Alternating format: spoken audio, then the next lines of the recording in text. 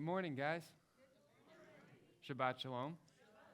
Okay, so I'm going to first begin with the blessing over the Torah portion.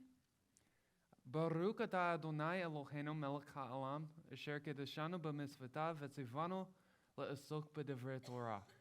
Amen. Blessed are you, O Lord our God, who has commanded us to engross ourselves in Torah. All right, so this week we are starting a new Torah portion, and we're also starting a new chapter in the Bible. This chapter is what we normally call Numbers, but the Torah portion and the chapter for this book of the Bible are the same, and it's Bamidbar. Literally means in the wilderness, if I can get this to work. Turn it on. In the desert. And this word is full of meaning, and it basically refers to the times in our lives where we feel helpless in our circumstances, when we feel like we are lost. And as we move ahead into the next chapter of Numbers and we see the people moving around in the wilderness, so to speak, and they're traveling this 40-year journey, they, in a way, feel lost. They're moving around in a circle, and they feel helpless. But in a way, they do not feel helpless because they are trusting that God will get them through it, and they realize that their sole dependence is on God himself. So this word, Bamidbar, if you break it down in the Hebrew, literally, you have midbar and ba, which means in the desert. And this is related to other words like dibor, if I can get this to work. You guys said this was supposed to work, guys. Come on. So it's related to two other words. It shares the same root as these two other words, diber and dibor. And diber literally means to speak, and dibor is a noun which means words or speech. And the idea is, as they're wandering through the desert these 40 years, they realize that the sole source of their life, their ability to survive in this hostile climate, is them listening to the words and commands that God has for them. And there are times in our lives when we feel the same way. And as children of Elohim, our goal is to take the spiritual technology that we are reading in our Bibles and apply that to our lives. So what does that look like? That looks like applying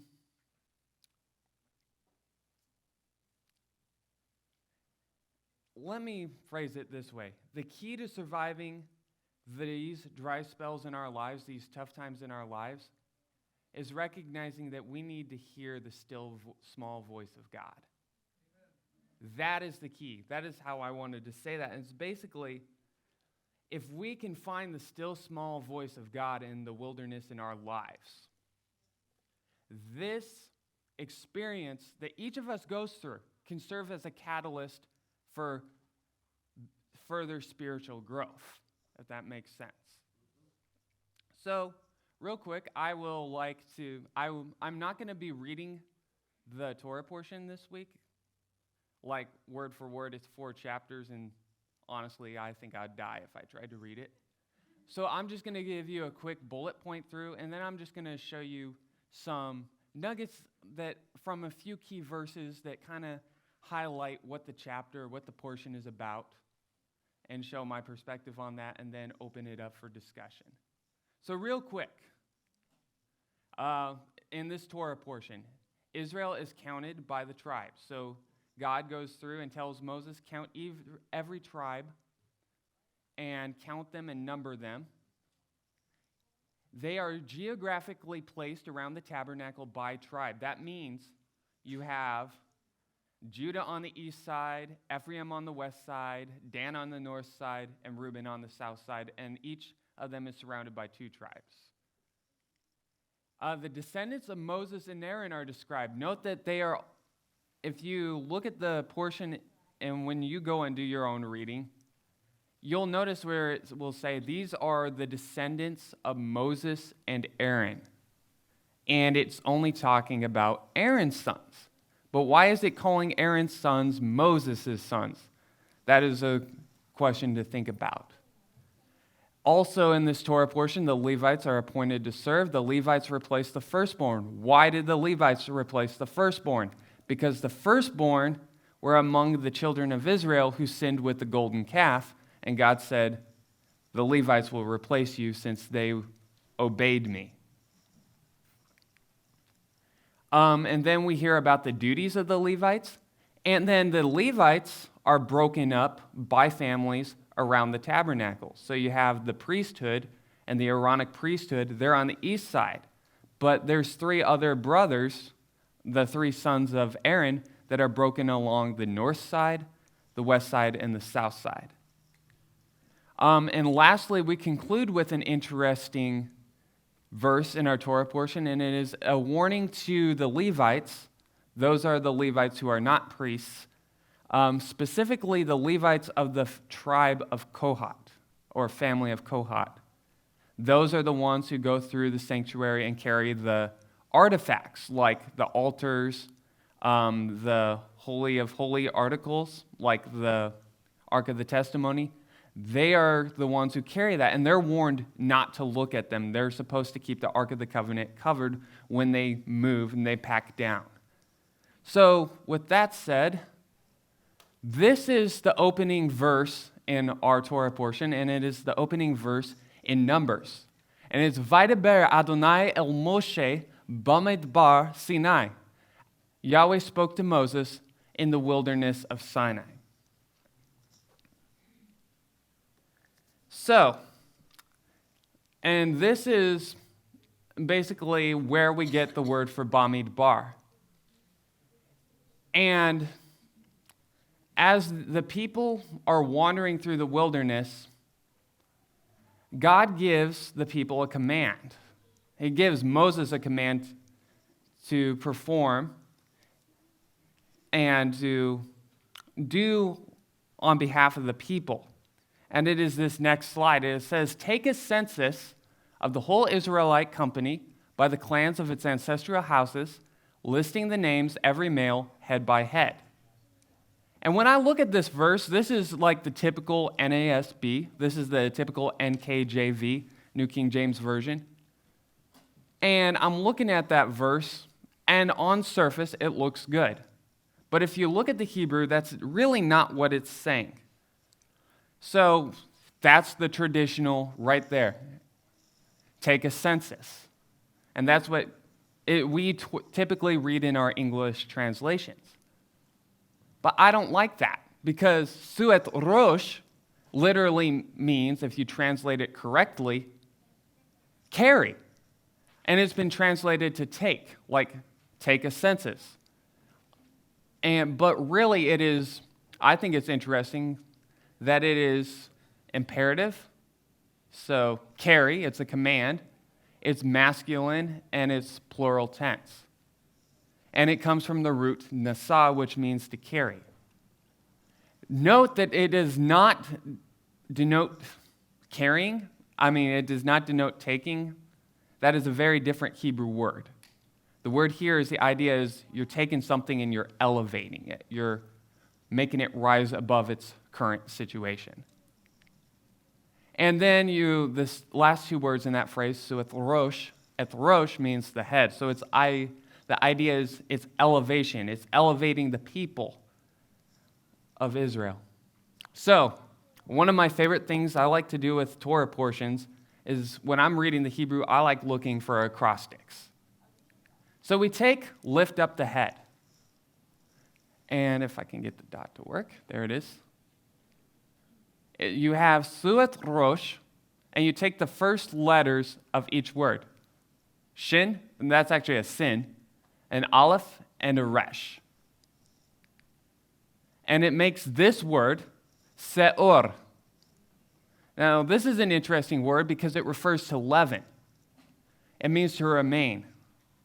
What is the connection between leaven and lifting and elevating the people. The connection is this. Sometimes as we go through our lives, as we go through these dry spells, they are actually being used as God to purify us. For instance, Exodus 12:15, for 7 days you shall eat unleavened cakes, but on the preceding day you shall clear away all the leaven from your houses. For whoever eats leaven from the first day until the 7th day, that soul shall be cut off from Israel. It is, look at clear away all the leaven from your houses. And the word I have in red is the same word as sur. If I can get it there. Seor. And it's the idea, this is when you look at God commanding Moses to elevate the head of the people, what he's saying is, as you count them, keep in mind that this 40-year journey is to purify them and to equip them. But before they can go to the land where I have them going, they must have Egypt removed from them. You see, God took the children of Israel out of Egypt, but there was still a little bit of Egypt in the children of Israel. So as you can see, that is what it is. I like the words. So if we're looking at the word su, seu, right here, and its root is nasa, there's another verse which kind of shares that same word. And it is Psalm 25, verse 1, and Psalm 25 is one of my favorite psalms. It says, of David, to you, O Lord, I lift up my soul. LeDavid alecha Adonai nafshi esa. I lift up my soul to you. And this is very interesting because you look at Esa over there, because that is your connection to Suat Rosh in Numbers 1, 2. It is the same word, just different tense. And you look at the acrostics of that verse, and it means I am nothing when you take the first letters out, lo ani. Because part of this experience in the wilderness is recognizing that I am nothing. This is probably the biggest part of wandering in the desert, is teaching humility. Being able to listen to the still small voice of God takes a certain amount of humility to say, I am going to shut out everything that matters to me and say that maybe I am going to turn all the voices in my head off and focus on the still small voice of God, and says, I am nothing. And that is the big thing. Because when we say that we are nothing, we are saying that He is everything. And that really, ultimately, it is saying, because I am nothing, I am a perfect vessel to be used by you.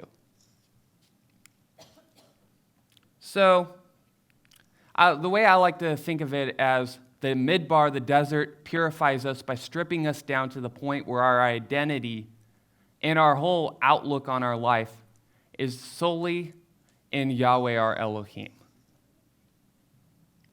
So what is the connection? What is the connection to the desert? As we spend the next few weeks in the Parshas, where the children of Israel travel in the desert, meditate on how the words of Torah can be a catalyst in your life for spiritual growth, and how they can rejuvenate you, purify you, and refine you. When we feel like we cannot move forward, like we are lost and we do not recognize ourselves, we remember we are in His hands. We are in His care. And this is a process, even though we don't feel like it, that we are being equipped to be used by Him. With that said, I will open it up for discussion.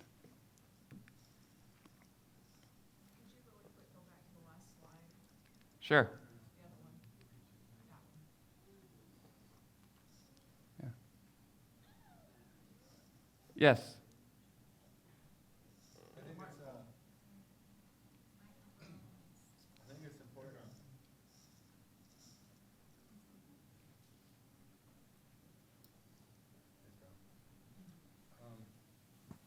I think it's important to note like the census taking. This is the second census, the second time we were commanded to take a census. And I think it's just as important as the first one. It mirrors it, but I think it's more important because it's from a different perspective. True. And looking at, and just keeping that in mind. And taking a census is like important because it lets you know officially you're a part of Israel. True. And to officially have that belonging, even spiritually, as well as this is a physical belonging as well. So it's like setting apart your flesh as well, in addition to the spiritual bondage that we were in Egypt with. Now it's more of a, okay, you guys are free, be a part of Israel. Yeah. Kind of a different, I don't know, it's just my 2 cents. And it's kind of funny you mentioned that because Rashi comments on verse 2. And he says he counted them often. Really, it means he counted them all the time because he loved them.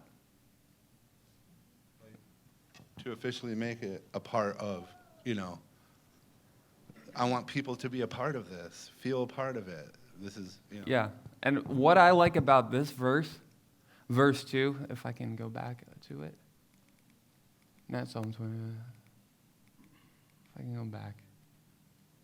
That phrase, lift up the head, it literally means, so here's something to think about. Almost every time in the Hebrew, when you look at the word count, like take a census or count the people, and you think of the word that's used is called pakat. It's Pei, Kof, and Dalet. That is not the word used here. The word here is don't just count the people, but elevate the people when you count them. Think about how you are lifting them up and carrying them. And think about how every time, so they were counted many times. 3 times. Yes, they were counted 3 times. After significant events, usually after someone is killed or a group of people are killed or they come out of Egypt or whatever, they're counted. And the idea is that the journeys they're going through are part of the molding process, that it's spiritual growth. That's the idea of lifting up, that it's spiritual growth. It's not just about counting, it's where they are in the desert at that time, where they are in the midbar, and how that is how they're growing. Yes.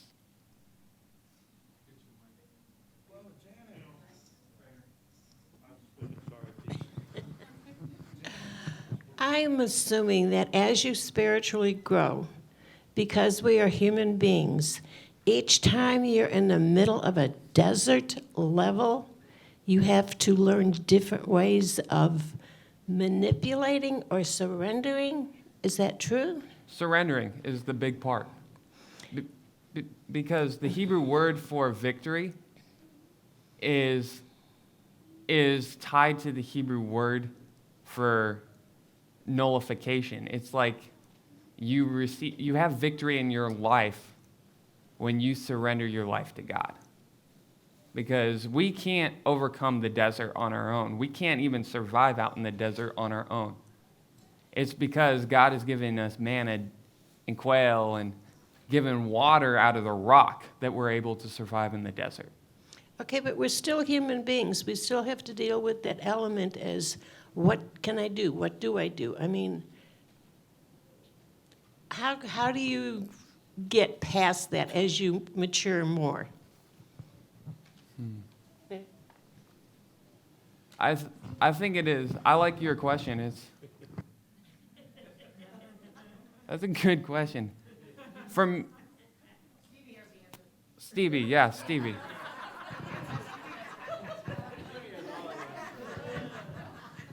Guys, remember, I'm 24 years old. I don't have all the answers. I once heard that a wise man doesn't always have the answers. He just knows where to find them. Okay. Well, just a thought, in the Brit Hadashah, it tells us, Paul tells us that we must die daily. And, so, and you had mentioned that it's important that we seek out his still small voice. We seek out his wisdom. And in Proverbs 3, it mentions there that we're to trust in Yahweh in all our ways, or trust in Yahweh with all our heart and acknowledge him in all our ways, and he shall direct our paths. So it's a daily dying to ourselves and a daily calling out to, even Yeshua in the Model Prayer, he says, give us this day our daily bread. And so it's a daily process.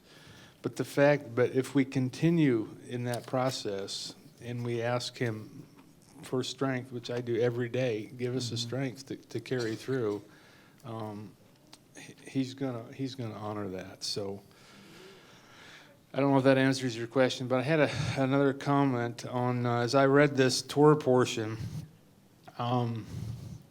It's interesting how the tabernacle, sat in the middle of the camp. Yeah. And, of course, that represented Yahweh dwelling in the midst of the children of Israel. And just in surrounding that tabernacle on the outermost part were the 12 tribes of Israel, 3 tribes on each side. And then the inner circle, you had the Levites surrounding the tabernacle. And then you had specific families that were designated on each side. And it's interesting, if I remember right, Judah was on the east side. Yeah, and he's surrounded by Issachar and Zebulun. Yeah. And so, and then he mentions in chapter 1 the reason for this. The Levites, so one of the things that this points out is every person had a purpose, had a function. And there were, my son likes to use this, Michael, this term, stay in your lane. Okay, so every tribe, every family had a purpose. They had a lane to stay in. And the closer you got to the tabernacle, those lanes become very, I would say, restrictive to those that were controlling it. And the reason is, sin cannot dwell, in the presence of God. And God's dwelling in the camp. And so that's why they had in the outer circle were the armies. He numbered them, and you had armies. So they were protected, physically protected. But the Levites were protecting the wrath from to make sure, a stranger could not come close or encroach into the areas of the tabernacle. He would be put to death. Okay. Yeah. And even an Israelite that wasn't supposed to be, who got out of his lane, could be put to death. Okay, it was, but I'm in chapter 1, and verse, let's see here, 53. But the Levites shall pitch round about the tabernacle of the testimony, that there be no wrath upon the congregation of the children of Israel. And the Levites shall keep charge of the tabernacle of the testimony. So they were positioned there to make sure that the wrath of God would not come upon it. And so if we take that, into our, today, and we don't have a physical, a tabernacle like they had, but we have a representation of that. So I think similar principles apply. Yeah. And as the closer you get to the presence of God, the more holiness and sanctification is required. Yeah. And I think when we, and especially as leaders and those that are in ministry positions, need to take the sanctification and holiness serious. Or else, what would happen? So if not, what principle would happen if we don't? Yeah, the wrath of God would fall on the others. Exactly. And we want miracles. We want to see miracles. We want to see the moving of the Holy Spirit. Yeah. So I'm asking those, in leaders, and this is including myself, we need to take a look at ourselves. And if we're not in that place where we need to be, then Yeah.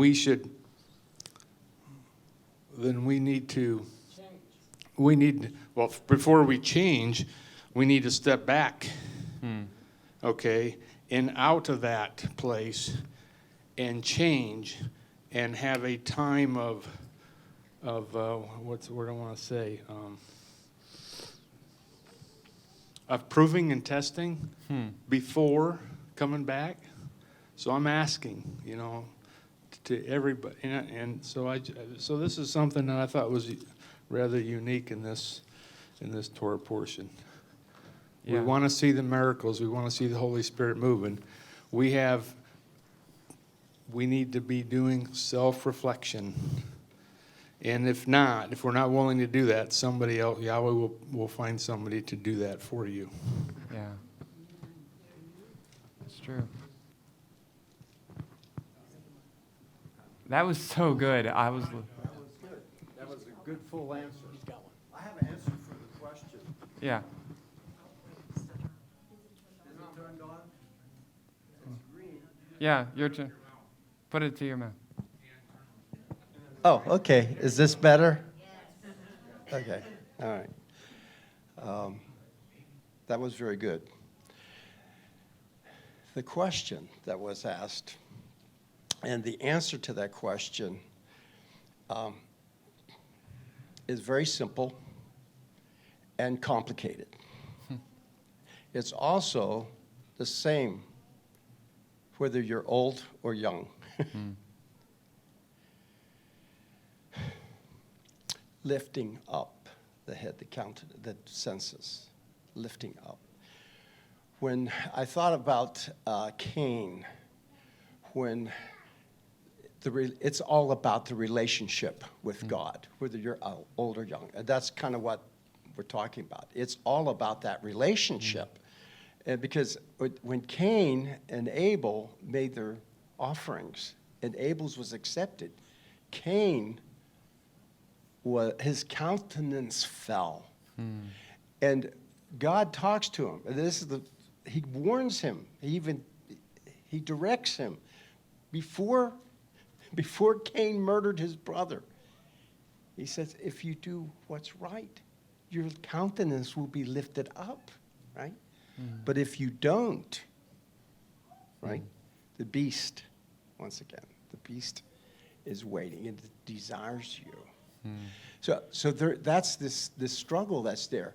Joseph, when he interpreted the dreams of the wine bearer and the baker to the Pharaoh, right? Very similar He Hebrew. said his head would be lifted up, and it was not a very positive lifting. So it goes both ways, and it's the key here. Dependence is on our relationship with God. Yeah.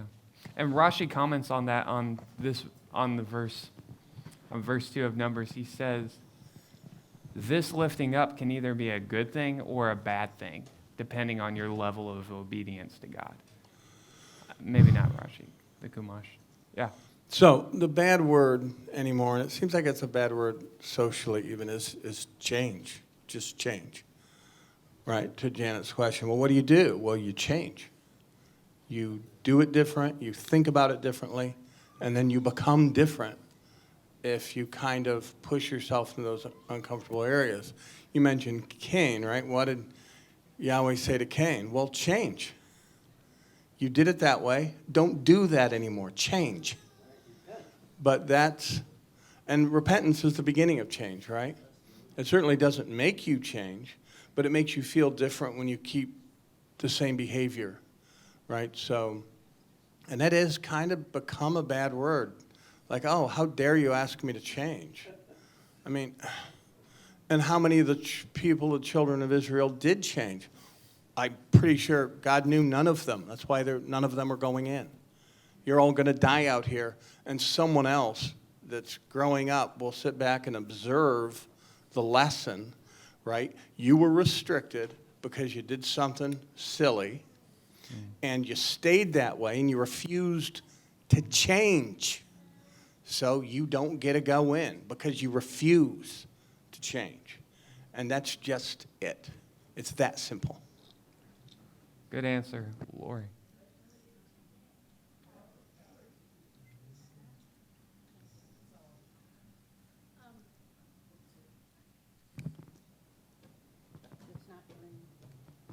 Hello? Oh, sorry. I tend to view everything from a mental health perspective. And so part of the answer to how do human beings go about this process, I think the industry that I am in has done a huge disservice by talking about our sense of self-esteem. Nowhere in the Bible is there a sense of self-esteem. And so as adults, we grow up holding on to that, who am I, my value from self-esteem. And I use the definition that self-esteem is nothing more than how other people have treated me or how other people have esteemed me. And so what I'm finding in therapy is that the concept of self-esteem from a developmental perspective in childhood is important. By the time you reach adulthood, though, it is important to die daily to yourself and take on the identity of how God sees you. But that there's so many challenges in that because human life is very challenging and difficult, and we have different cards of deck, so to speak. That's the hand that we have to live with. And so a lot of what the self-esteem does is anchor yourself to whatever your childhood experiences have been that you haven't worked through. That's what I'm finding from a mental health perspective.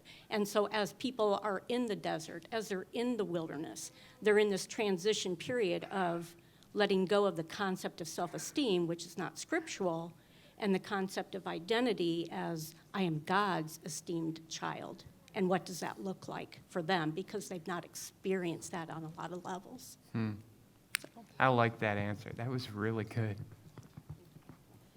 Because, yeah, and you talk about identity, and I'm looking at the people of Reuben knew where they were camped around the tabernacle. The people of Judah knew where they were camped around. Naphtali knew where they were camped around. It was all in identity. I'm trying to see a lot of different threads of connection here between all the comments everybody's making. And earlier you had a slide that said, I am nothing. And it reminded me of John in the wilderness when he said, may he increase, may I decrease. And in connection with what Lori was just saying, when we say, I am nothing, it's not devaluing ourselves. It's just putting ourselves in a proper perspective to him whom we should be reflecting and giving him the glory. And he's doing that in the little discussion we had this morning, Donnie, about sanctification. And Tom just mentioned change. Well, we can't change on ourselves. The Lord brings us in the wilderness. John was in the wilderness. Messiah spent 40 days in the wilderness. And we each, I will guarantee, will have a wilderness experience. I had one about 20 years ago, about the time we first got you, and it was not pleasant. And John being the voice in the wilderness, you can only hear that voice of what the Lord wants to deal with you when you are quiet, because it's desolate. And when you're in the wilderness and you're raging, you can't hear anything. And it's a time, part of the answer, I think, if I can add to Stevie's answer, is you have to be patient. And it's a time where the Lord is pointing out to you where there is leaven in your life and what you must do to get it out, because he wants you in his presence, and he can only do that when you're holy. And sanctification is part of that process. We are redeemed by the blood of the Lamb, but then we practice that faith as it says, I will show you my faith with my works. Work out your salvation with fear and trembling. And I see that as the connection. Paul says, be transformed by the renewing of your mind. We don't do that with popular books, even written by popular Christian authors. We do that with Scripture. And it is the unfolding of your word gives light. And David said, search my heart. And somebody said, we need time to be reflective. And being in the wilderness is a time where you are really reflective. And it's just being patient with that process. Yeah. And I think a word that was coming to my mind was ownership. 5 minutes?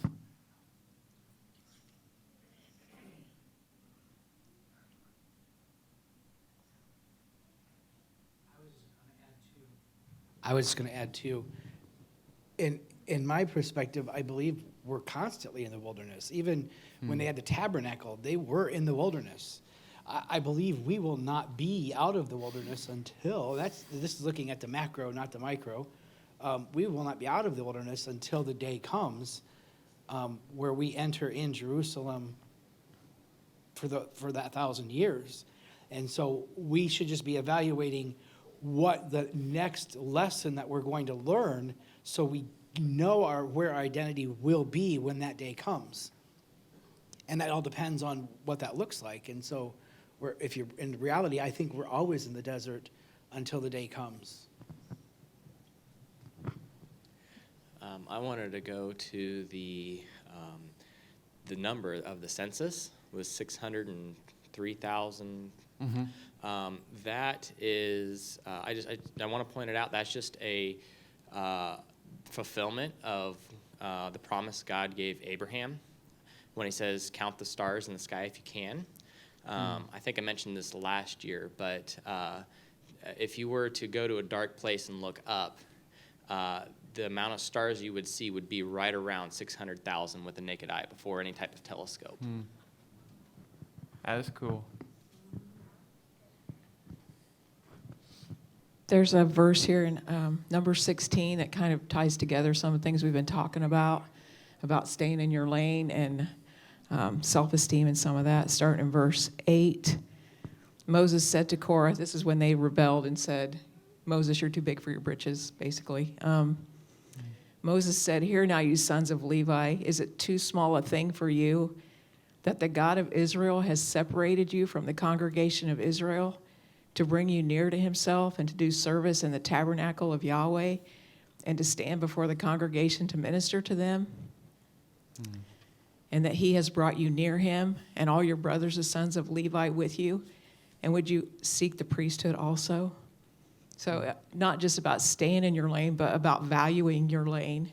What God has called you to do is not a small thing.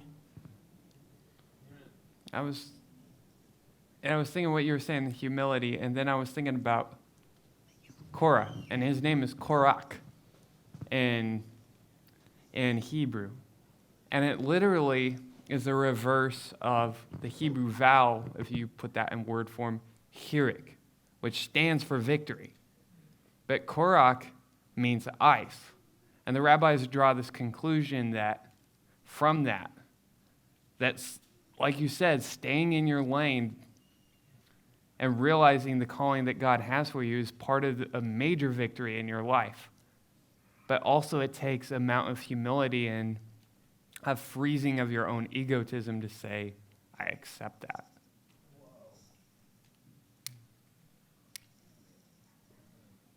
Something I'm thinking about too. It's like, yeah, it's for every one of us.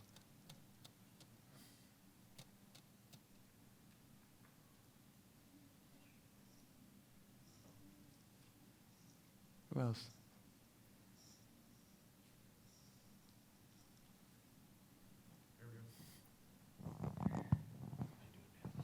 Shabbat Shalom, everybody.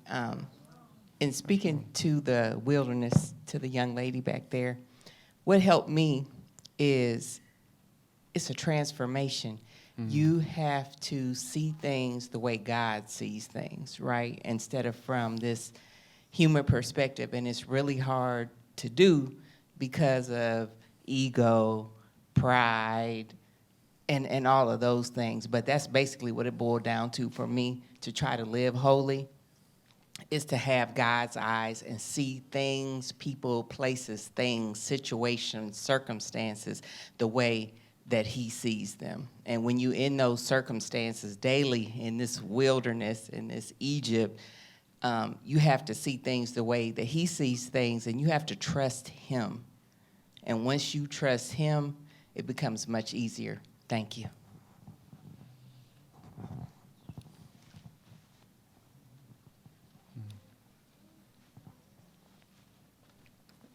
Yeah, one of the things I was thinking about this week, you know, it is just as you're mowing the lawn or whatever at work or whatever, you know, thoughts come into your head like, how can a loving God allow his people to go through hardships or trials? And I asked God that question. And the answer something that came into my head, I don't know if it was me or whatever, is the trials we face now are the rewards we'll experience in the land.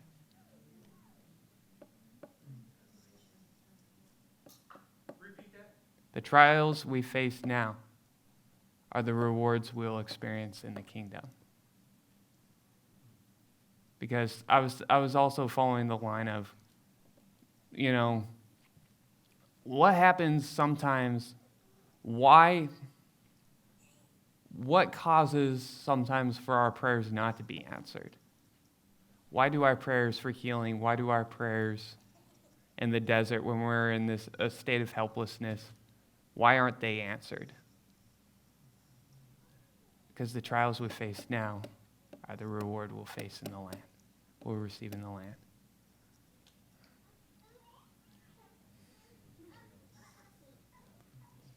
I could be wrong. I had a question referring back to when you were talking about the correlations between leavening and what the beginning of Numbers was. Can you just, real briefly go over that one more time? I was distracted by kiddos.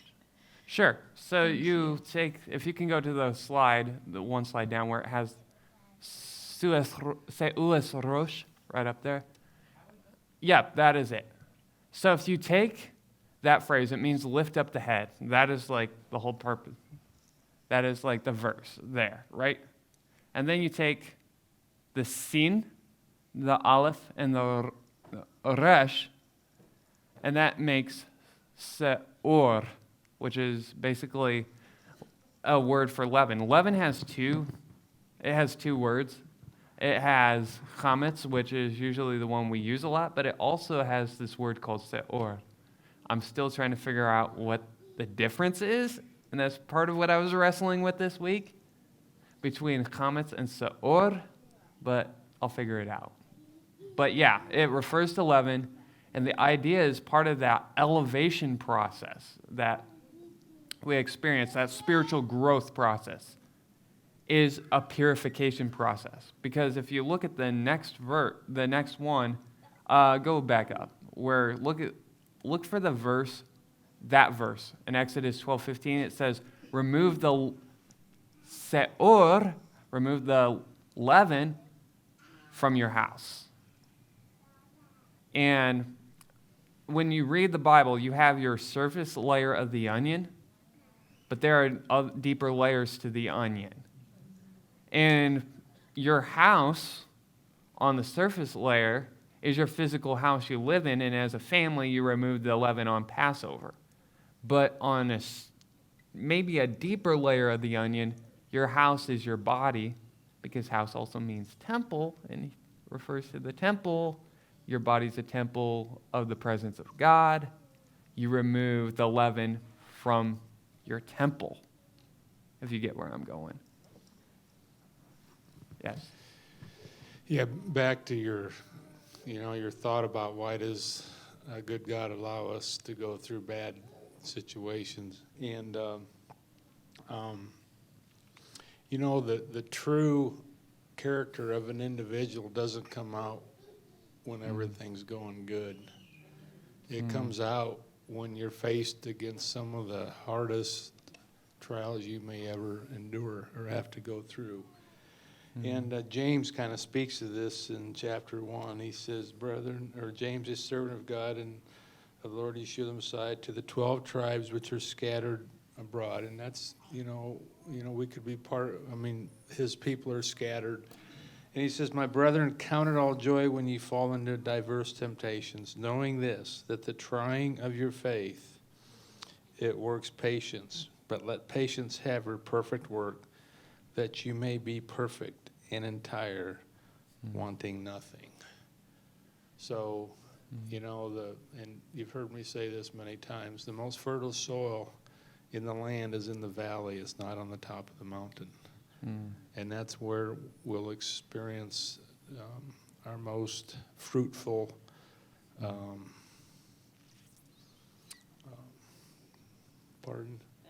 benefit. Yeah, thank you. So if I may, I'd like to piggyback off what you just said, brother. What he's talking about and what I feel is being talked about here, the perfect example is Job. The perfect example. To go reread the book of Job and see the trials that he lived through. And he didn't rebuke Father. He praised him. Right? He did. He praised Father. He didn't thank him for all that was going on in his life, but he didn't speak an evil word towards Father.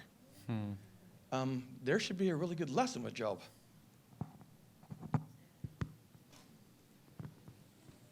And on the flip side of your coin that you tossed out there, you talk about bad things happening to good people. Then why is it that bad people become so prosperous and blessed? It seems at times as well. I'm just saying there is a flip side to that coin, and it's that blessing. God chooses to distribute the blessings according to His will, and so I'm just sharing that little bit. The flip side of that coin, I've often questioned why somebody be so prosperous, and that is, in addition to, is that flip side.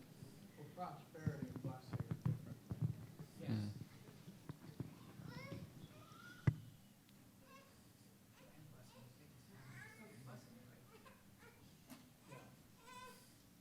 Prosperity isn't always abundance.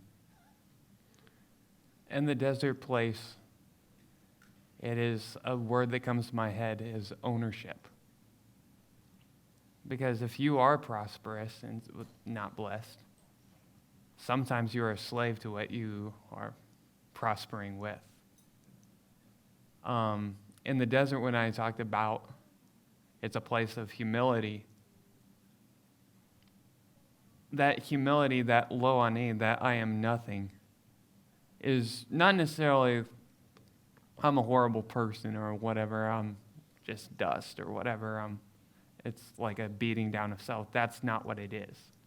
It is saying, I do not own myself. He owns me.